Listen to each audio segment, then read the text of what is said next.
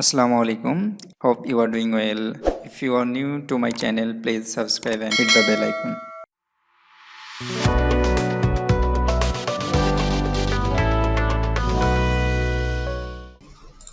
Hi, so in this video we are going to solve this Power Query challenge.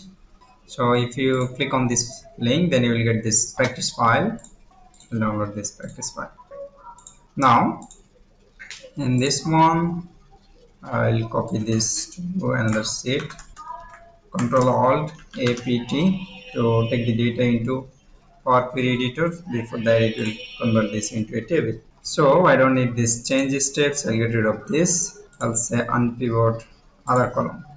So it will put subject, the header of those columns, and then their value into two different columns. So this is the header and this is the value for that particular header and for that particular ID. So I need to get rid of this 1 2 3 4. So I'll just say split column by non-digit to digit. So it will extract this number into this section and the text in this section. Okay, now what we need to do, we need to pivot this by this subject and marks. So I'll say pivot column and pivot based on the value, and you can see that this is not our expected result because this is using list of count. So what we'll do, we'll just get rid of this count and put say don't get. So now we have this subject and we have this marks for this corresponding subject, their marks.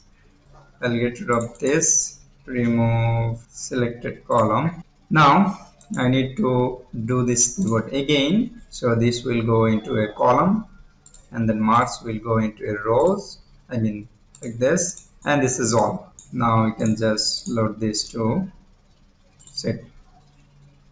Now test this with some more data. So I'll go there, add another subject, so subject 4, and then we can just say sociology 30, and go there and then refresh the query. So we have this sociology here and then 30.